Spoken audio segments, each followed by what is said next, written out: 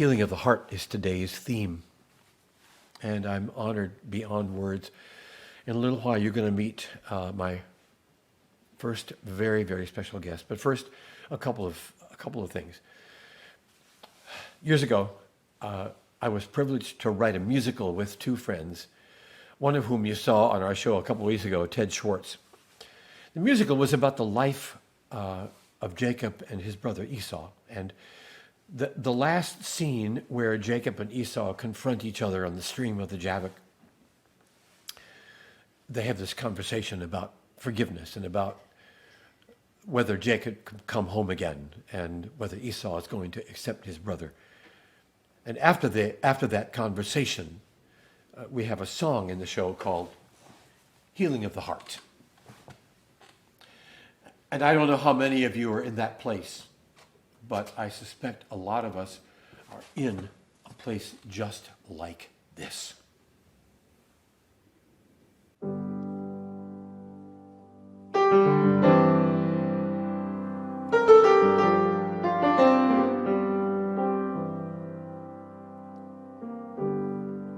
Pathways are chosen, years go by, feelings get frozen, tear ducts run dry.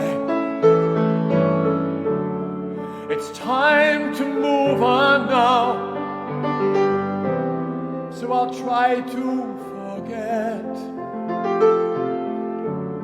all the ways that you hurt me, all the rage and regret.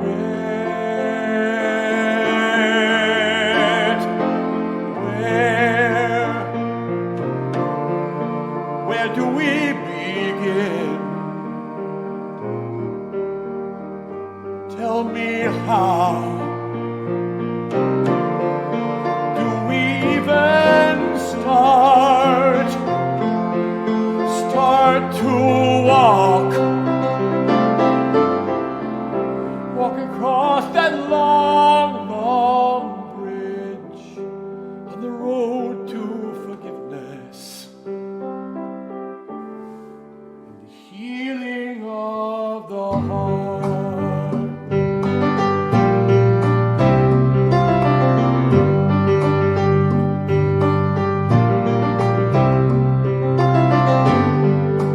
There's a room that's been damaged in the house of my soul, and I try not to go there, where it's lonely and cold. I blacken the windows, I pretend I don't care. I seal all the doorways, I pretend it's not there. Where? Tell me, where do we begin? Oh, tell me how. How do we even start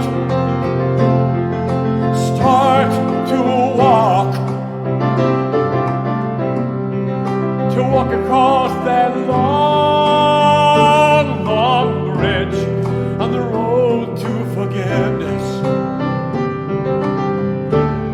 and the healing of the heart?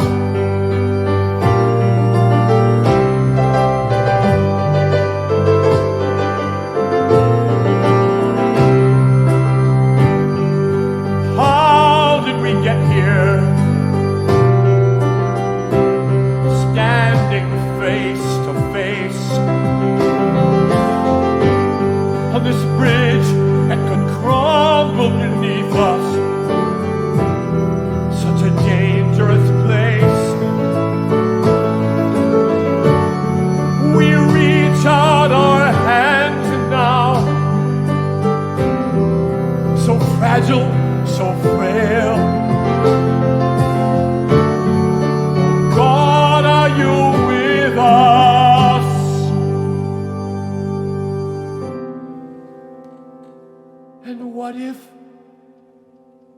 we fail where? Tell me, where do we begin? Oh, somebody tell me how. Do we even start to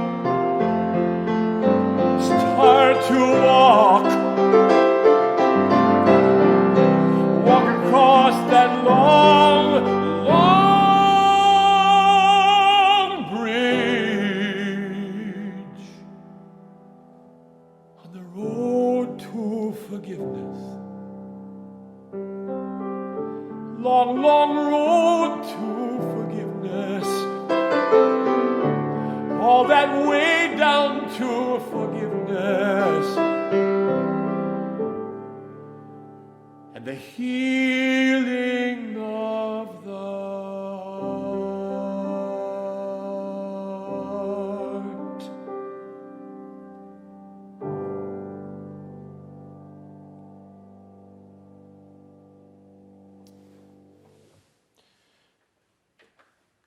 Todd Balsinger wrote a book about leadership in the pandemic time.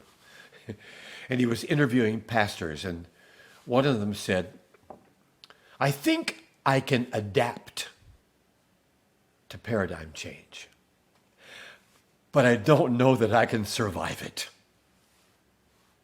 It's not a matter of loss of nerve. It's a matter of loss of heart.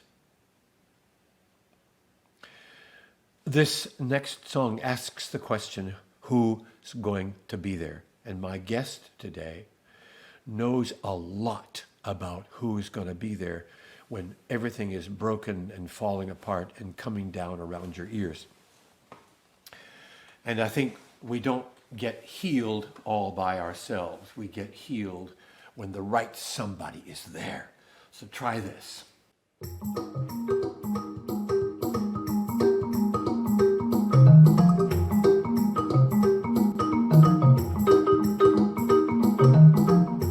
Gonna be there on that cold Monday morning when you don't think you have the nerve to make it out the door? Who's gonna be there on that lonely Thursday when you don't think you have the guts to try it anymore? Who's gonna be there when your sense of entitlement makes you think that you deserve all the privileges you get? Who's gonna be there when the rain starts pouring and your intuition tells me that you ain't seen nothing yet? What? Don't go it alone. You're walking off the cliff if you're walking by yourself. Don't go it alone. You need the wisdom and the honesty of somebody else. Tell someone your secrets. Don't let them fester, they will just do you harm. Put out the fire before we need to sound an alarm. You got to have someone to help you to get those demons disarmed. Disarmed. Who's gonna be there when you're sitting in your office and you fantasize liaison with someone you've just seen?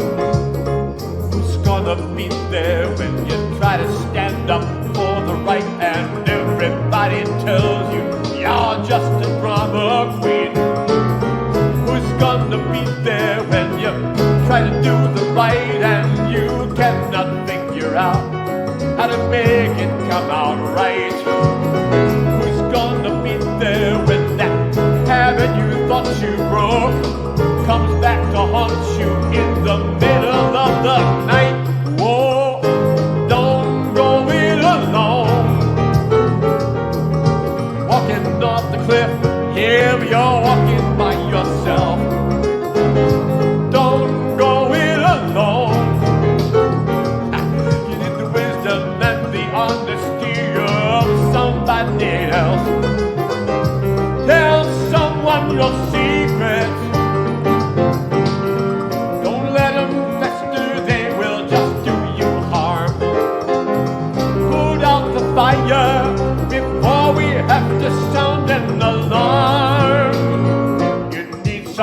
help to get them demons disarmed. Oh, half-truths and silence are around you everywhere. Keep your position. Tell them what they need to hear. If they really knew you, then you just might be undone.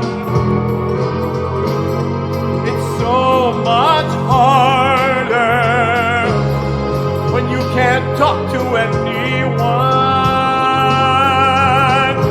Don't go it alone. You're walking off the cliff if you're walking by yourself. Don't go it alone. You need the wisdom and the honesty of somebody else. Tell someone your secrets. Don't let them fester, they will just do you harm. Put out the fire before we have to sound an alarm. You need some help to get those demons, some help to get those demons, some help to get those demons disarmed.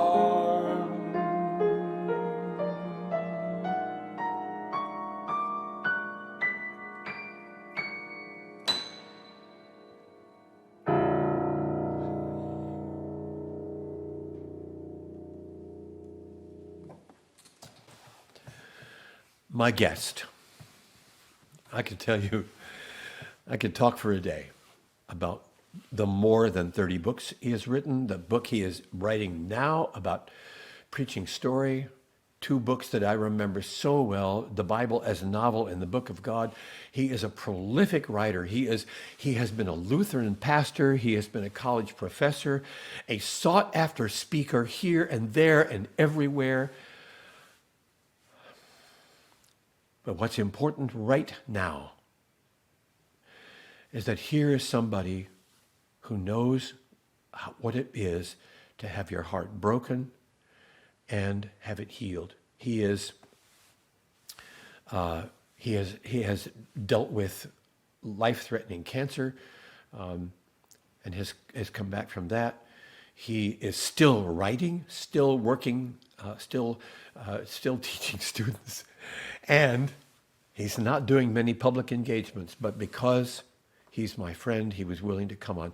Would you meet and say hello to Dr. Walter Wangerin, my friend? Howdy, Walt. I'm fine. How are you, Ken? Well, you don't have to answer that. I just heard on your piano how you are. Yeah, I'm good. I have such fond memories of the many, many times that I had the privilege of singing after your speaking. One time I remember, you mentioned this too. We were at a conference in Chicago and you were telling a story about your little church in Evansville, Indiana. And so I, trying to play the sort of gospel pianist, in the middle of your talk started...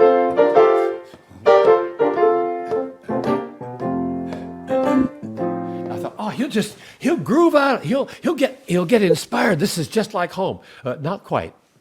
You were a bit unsettled about that, and I'm sorry. Had no idea who you were or why this idiot was breaking in on my story. But there have been lots of stories, and I particularly want tonight for our friends, many of whom, as you pointed out when we talked on the phone, many of whom are dealing with unusual amounts of pressure during this time. And I simply want them to hear from this once broken and now healing heart. If you wouldn't mind just talking to us a bit, would you? Thank you, Ken. I think it's beginning to be very important for you to know that I am what we call a recovering alcoholic. I have not had a drink since 14 years ago, and that's good. And by the grace of God, I will not have a drink until I die. But there's a story behind all this. I don't know that it's possible to calculate all the things that contribute to a person's becoming an alcoholic. For myself, there are several strands that I know of. One, I was abused as a child, and thereafter I have been, or at least until recently, a melancholic person. More recently, that is to say, I can't tell you how many years ago, but there are many, my beautiful brother, Mike, committed suicide. That had an effect on me. I'd already been drinking. In fact, whenever I traveled, I remember specifically traveling south to Indianapolis, I knew where every liquor store was on the way, so that I need never be out of whatever it is I needed to drink before I gave my talk or my sermon. I was nevertheless able to give the talk or to preach the sermon, and that I think meant that I never was particularly aware of the effect of this drinking.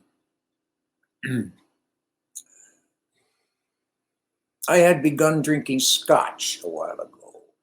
I liked the taste of it, and then I liked the effect of it. Time went on, and I changed to vodka because I was sure that you could not smell that on my breath. Not true. But I always kept with me a cough drop, Hall's Mentholyptus cough drop, so that when I had car accidents, and I did, I would pop one of those in my mouth, and I would be sure that the cop couldn't smell my breath, and in fact, it worked. I've been very fortunate that way. I never have had, no, put it this way, I've never hurt anyone in an accident. I've been going to Alcoholics Anonymous now for 14 years. And I've heard all kinds of stories of people who are not as fortunate as I was. They have hurt people. They've been into terrible car accidents. One of my best friends, I have made such good friends at AA. One of my best friends murdered a fellow under the influence. He was charged with murder. He did not choose to plead not guilty. And he spent, 16 years in an Oregon prison. Now, he's been out for a long time. But this is what happens. And I was fortunate I never did this.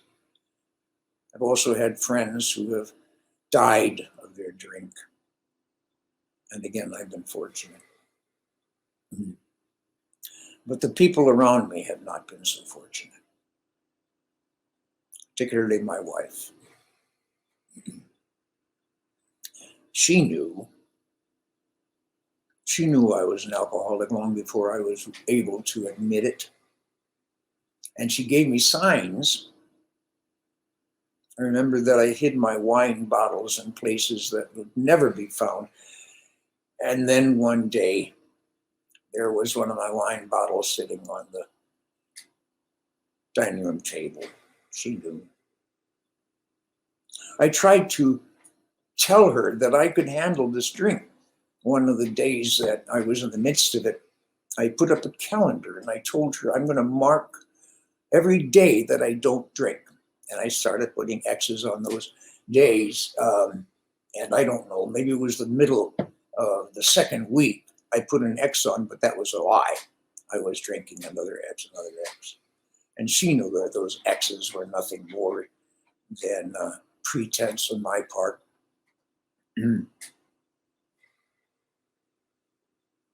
I guess you can say this is the ruination of my heart. But I would say more than that, it was the wounding of my wife's heart. Oh, things happened. I've had a small farm and drove a tractor. This is one example. And on muddy ground, I tipped the tractor over and it landed on me and I was not hurt, but I was drunk. I giggled and I laughed and I called out, "Help, help." In fact, it was a neighbor who came and helped me. The neighbor girls heard and they said, "We can help you." They got their dad.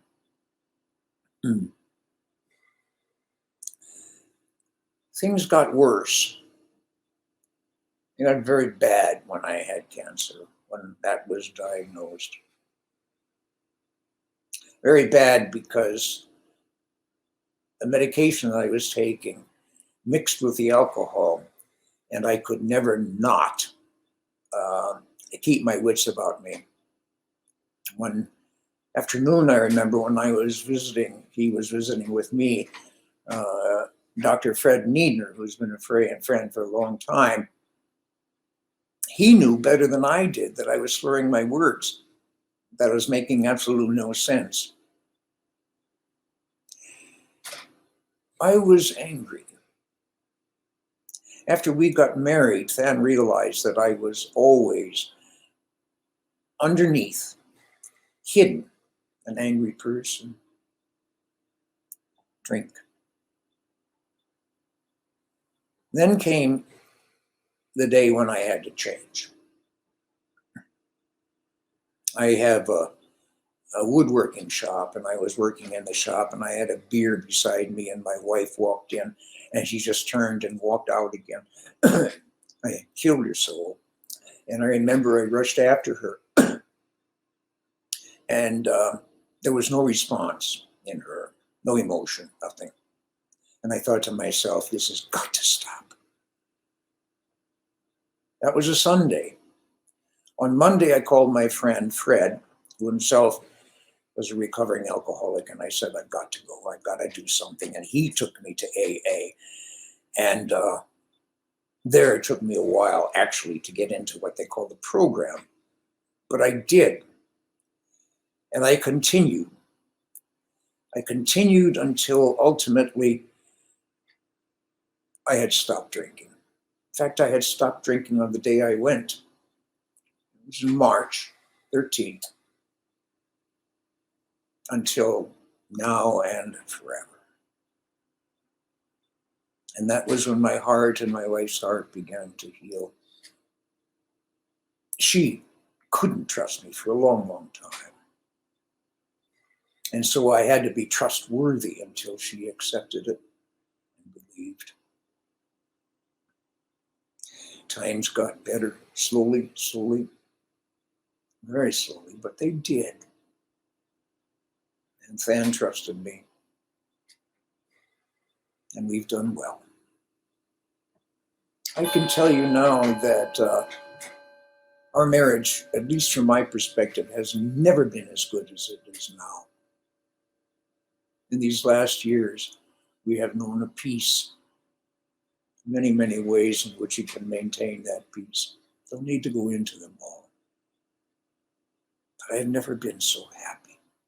A quiet happy, no great cheer, tranquility, peace.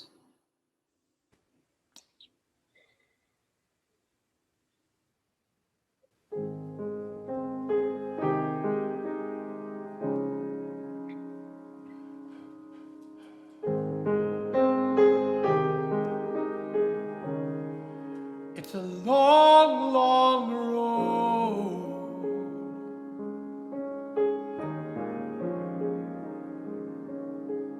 out of the night. It's a long, long road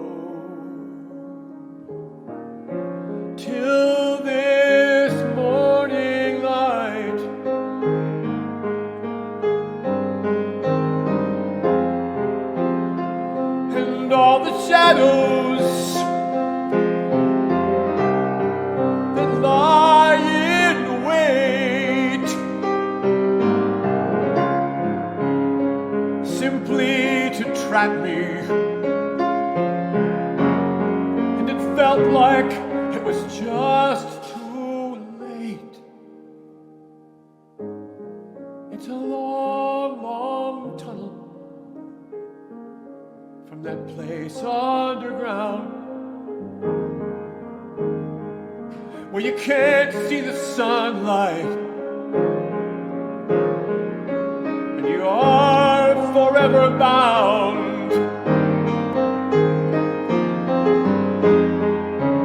And you don't have the courage, and you don't have the will to begin to make that change from the place where all is dark and still.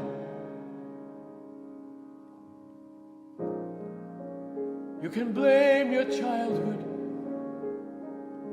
you can blame circumstance.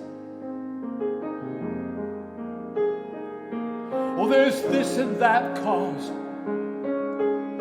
that never gave me the learning to dance. When it comes right down to it,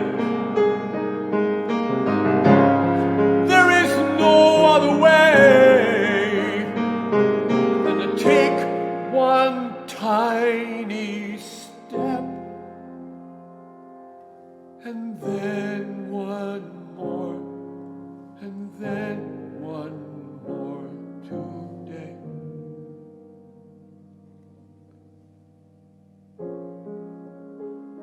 Thank God you made the trip out into this meadow where the flowers grow and all the trees are green.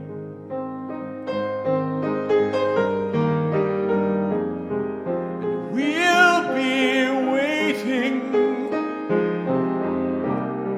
for that book to be in our hands. Welcome, my friend, to a brand new promised land.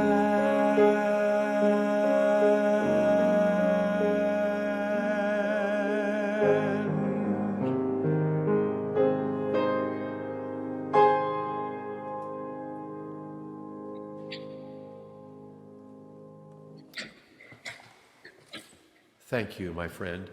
You're welcome, my friend. Openness and honesty. I know there are people, me being one, who needed to hear just exactly what we heard tonight. So I hope your rest of the night will be full of rest and good cheer, and I thank you once more. Any last words you want to say to us? No, except I've told the story before, and so I'm not uncomfortable with it anymore, nor do I hold any shame nor blame for myself. There is a divinity who always watches over us. We are the sparrows in the hands of God. Thank you, my friend. Thank you very, very much for us to be able to tell our own stories without blame, without shame, without embarrassment. What a great gift. Thanks. Welcome.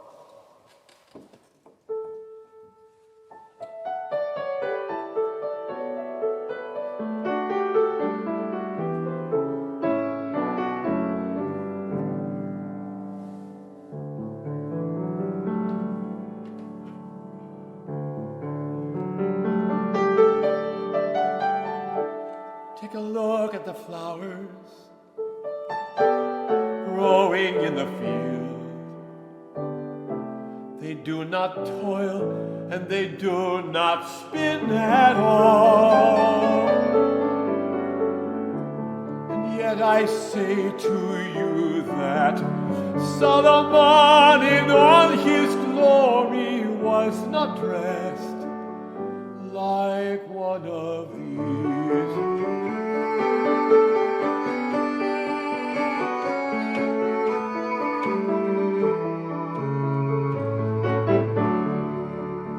Take a look at the flowers growing in the field.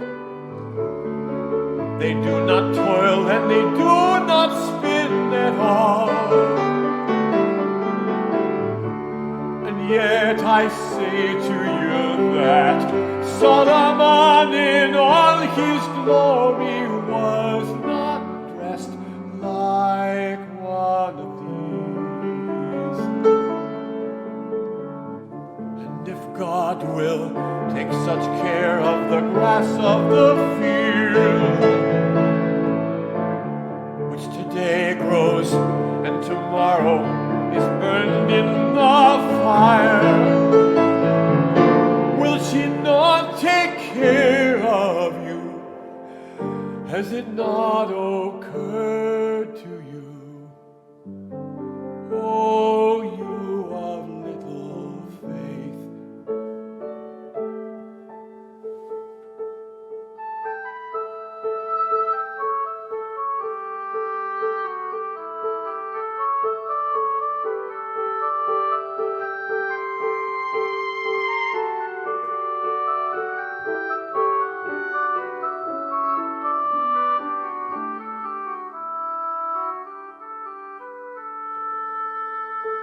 Take a look at the flowers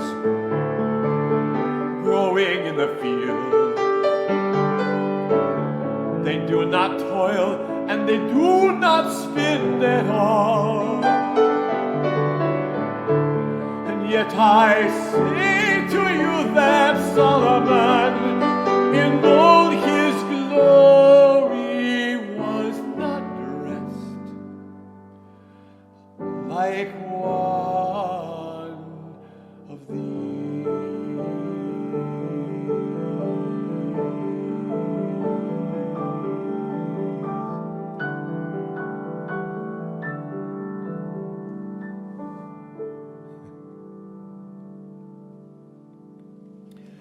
Several weeks ago, I asked people to write stories for us about their own healing of the heart experiences. And this wonderful story came in, and when we read it, we were just mesmerized. Beverly said, she's got to be on the program. So we called up Marcia Christian, who has been a regular watcher. She's a church musician and piano teacher. She is a mother. She's married. I'll let her tell you a bit about her life. Marcia Christian, welcome to the show. How are you?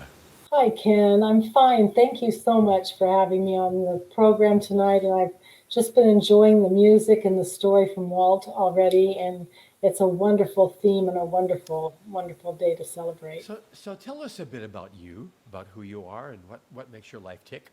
Well, I think you got it mostly right.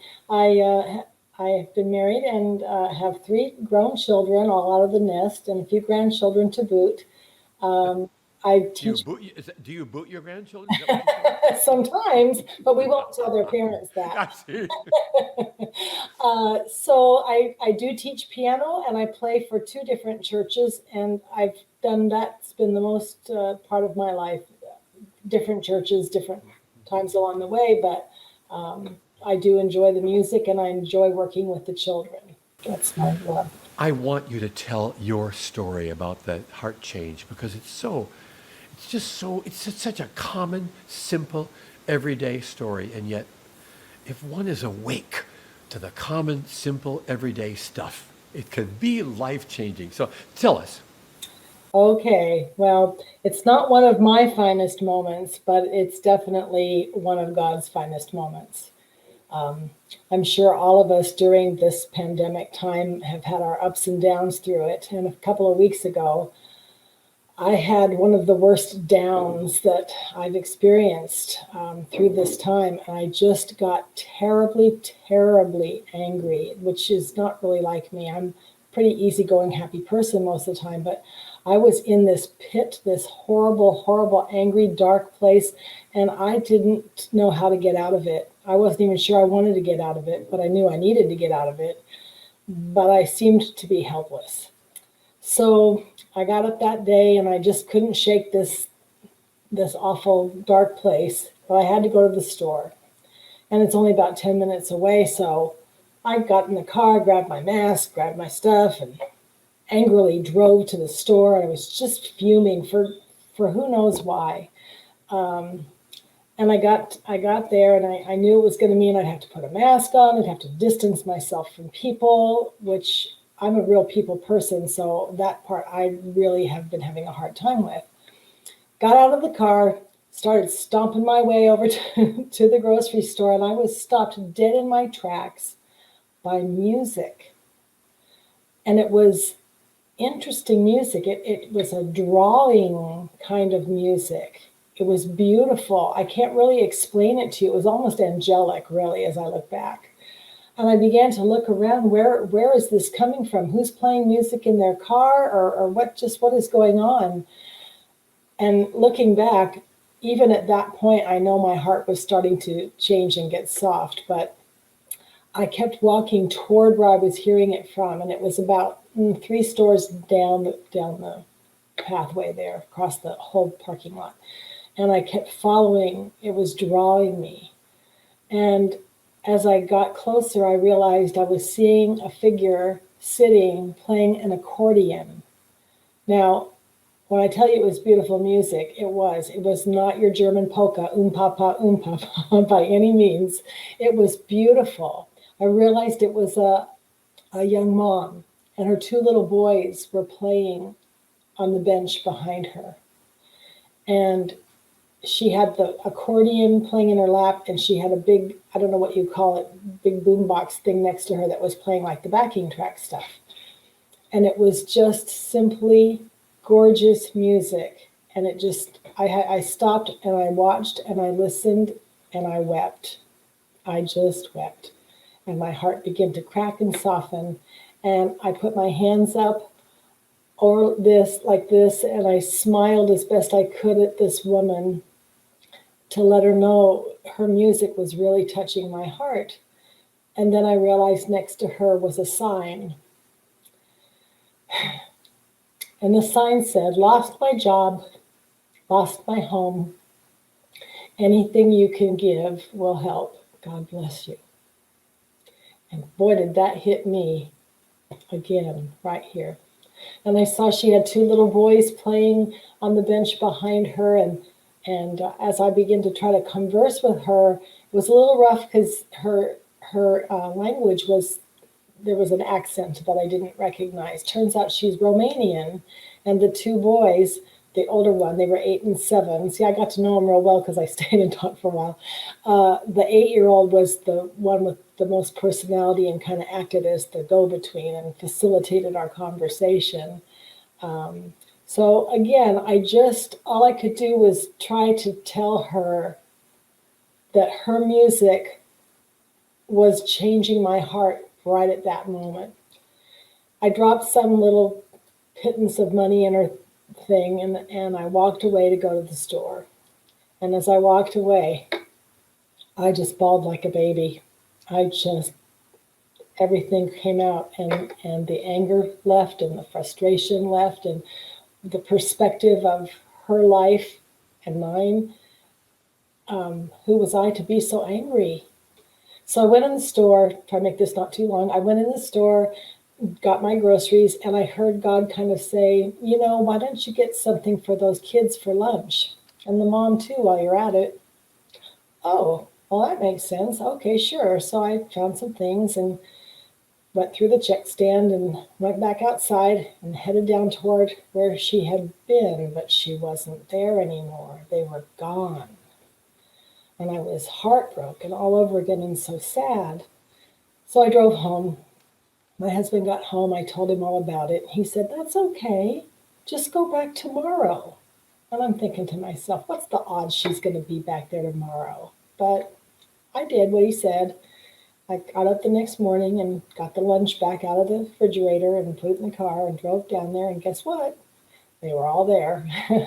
So the middle boy, his name is Ricardo, and I handed him this bag of lunch, and I tried to explain to him and his mom why I hadn't been able to get it there yesterday because you guys left and I didn't know where you were. And we had another nice conversation. She played some more music and blessed me again. And then I had errands to run. I needed to go to the dollar store to get some little gifty things for some of my piano students.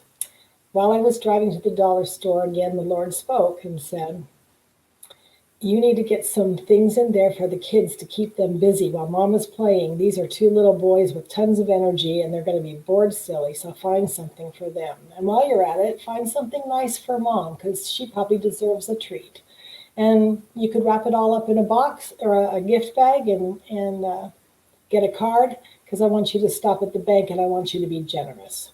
And that's exactly what I heard. So I went to the dollar store and found the little cars for the boys and some nice smelling hand cream for mom. And then there was this little, you can find anything at the dollar store. Well, they had these rocks that just fit in the palm of your hand. Maybe some of you have seen these, and they have a word on them: faith, hope, love, strength, courage. Of course, I got one of each and stuck those down in the bag too. I thought, well, maybe this will just encourage her. Okay, left the store, stopped by the bank, got the card, put it all together, put it all in, and drove back, and they were still there. So as I pulled up, the boys recognized me right away and came running over, which of course that thrilled my heart too. And I nodded to mom, who was still playing her beautiful, beautiful music. So I gave the gift bag of these little things to the boys, and I said, but this card needs to go to mama.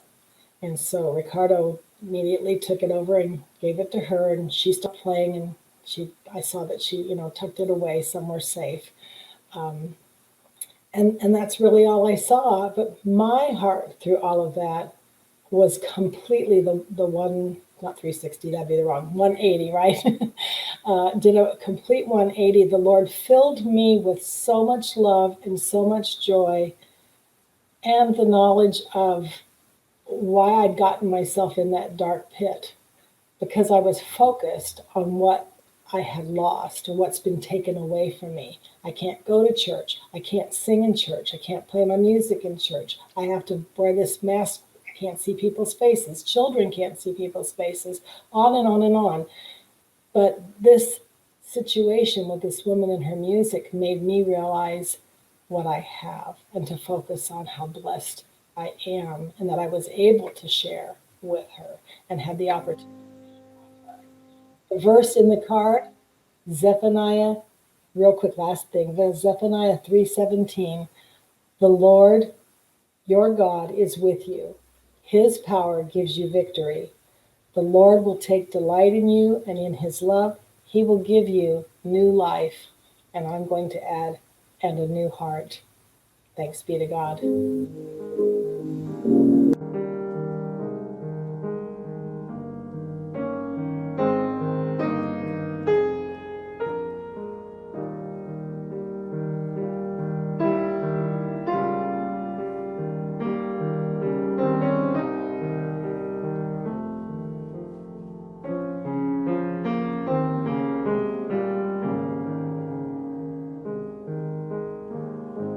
I think there is an angel playing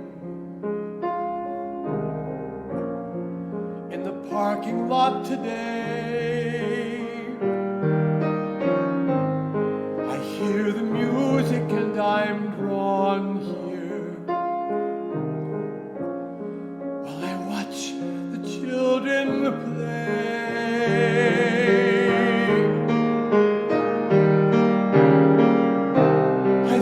There is an angel playing. I can hear eternal song. Something in me begins to melt that's been frozen oh so long.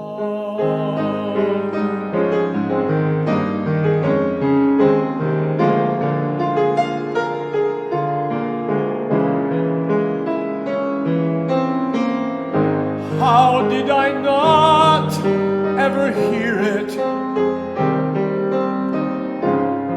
Where was my broken heart? How could could I possibly have been so empty? And now the weeping starts. Thank God for this music in the parking lot today. For I hear an angel playing while I watch the children play. While I watch the children play.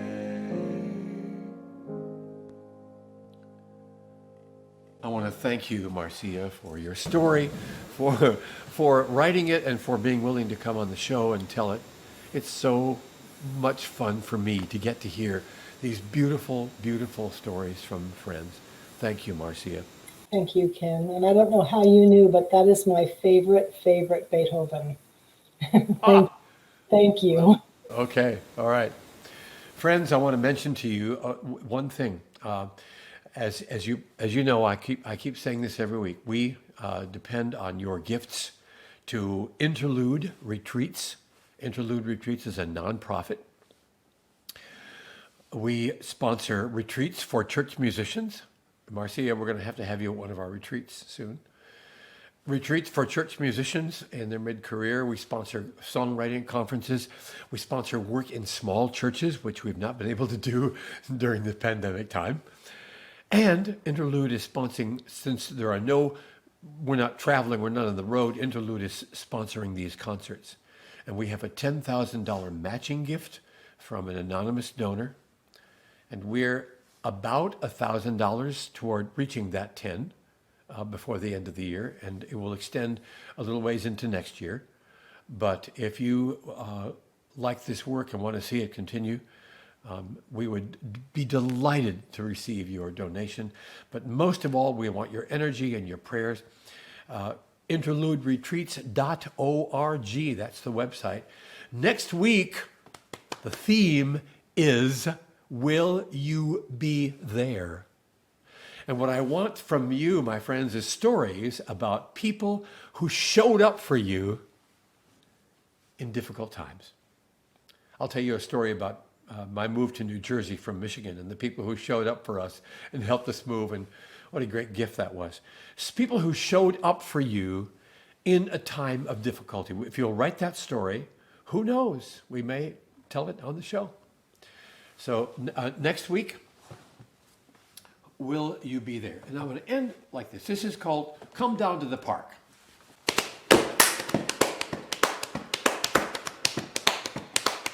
3 o'clock on Wednesday, his daughter comes upstairs. Turn off your computer, Dad, and let's go down to the park by the wishing well. Oh yeah. He was sick and tired of writing, and the words were dry and brittle. And he wished for all the world he could be standing in the shoes of someone else. A block away they heard it, some tiny little voices, all liquid and alive like flowers bursting with the joy of summer rain.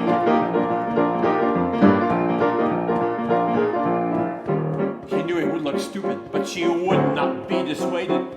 So clumsily at first they skipped the distance. He was 10 years old again. Come down to the park, just around the block. There's no school today. We won't mind the clock. We can play all day.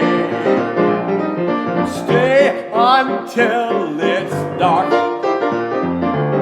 Grab a bag of chips and put some old clothes on and come down to the park. 5 o'clock on Friday at the airline's ticket counter. It's another trip across the country. That's the way he gets to pay his bills. somebody says travel isn't what it used to be. But they look around, they realize they're standing there, and they guess they always will. And deep inside he's thinking, wonder what they're thinking while we stand here, all sleepy-eyed and blurry, watching luggage being scanned by the TSA. And he wonders if they're thinking, maybe we should leave here, simply get out of this line, find a cab and find a park today. Go down to the park, just around the block. There's no school today. We won't mind the clock.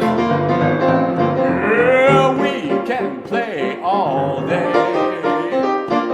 Stay until it's dark. Grab a bag of chips and put some old clothes on. Grab a bag of chips and put some old clothes on. Grab a bag of chips and put some old clothes on and come down to the park. Oh, the song is alive everywhere. The song is alive everywhere. And you are the ones who get to give the pitch. 'Cause the song is alive everywhere.